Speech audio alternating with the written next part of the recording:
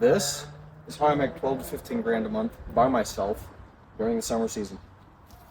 This is my completely home built soft washing and pressure washing trailer, and this is everything I have, and I'll show you exactly how everything works and what you might need to build your own. So first off, bring this in a little closer. We have got our pressure washer. This is a 4.4 gallon per minute pressure washer. This is a cold water, obviously, and I use this. This is from this is just a simple Home Depot pressure washer, but works awesome. It's a pull start. If you really want to go fancy, you can. I do not do that much pressure washing, if I'm being completely honest. This is kind of an add-on. If somebody needs a small walkway or something pressure washed, I can do that. But I really am not a big pressure washing guy, so this is all that I need.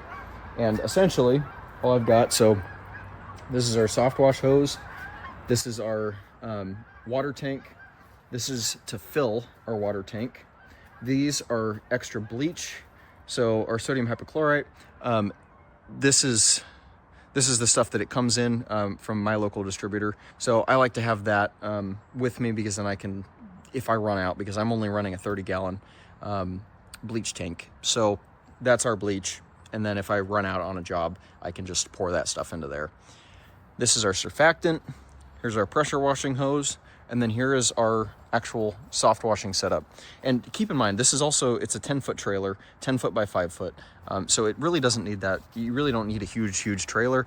Quite honestly, I like having a smaller trailer. We've got extra water hose here for watering down plants. And then we've got a couple of extra pressure washing lines. I've got to fix a little bit of stuff, and maybe I'll do a little video on that later on, but this is pretty torn down for the winter. Because I just filmed the truck equipment video, I figured I might as well just show this stuff off while I'm here. So, all right, so we've got this big box here. So this is where I store my battery.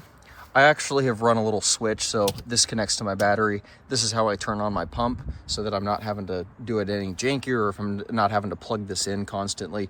This is where I keep kind of some extra stuff. So this, obviously, if it's super hot day, I like to wear a mask. This is what I use. So this is just a mix of, I believe this is M5 Twist. And then just a couple of others. So this is our shooter tip, and then we've got a couple of other little ones that I don't really use very much. And then we've got our pressure washing handle. So if you're doing house washes, obviously, or if you're just rinsing something off, you can use this. And then this is just a little valve down there, so that I can swap what handle I'm using, kind of on the fly. We've got this. Again, I don't really use it very much. This is literally just a Home Depot sprinkler system. And then we've got a tarp for in case I need to tarp off some bushes or anything, right? So then we come over to the side here, and we've got our mixing valves. So right here, we've got sodium hypochlorite, we've got surfactant. Obviously this isn't connected to anything right now. This, got a cat cameo. This, it broke, the valve itself broke, because it's actually hanging down over there. But the valve broke, so I just swapped it over to this one so that I could finish out the job not using surfactant. And then this is water. So we've got our sodium hypochlorite, the big one over there, that line right in here. This runs all the way down along here, and then comes up and around down into here. And then surfactant, it was the same thing. It just runs from here all the way down up into here, right? And then we've got water. Water was the only one that kind of ran further around. So this one came from over here. So we've actually had two lines put in over here. So we've got this one, and then we've got that one down there. So for a pressure washer, and this is actually something that's pretty important if you're building your own here. So for pressure washers like mine, they can't pull water. In other words, they can push water, right?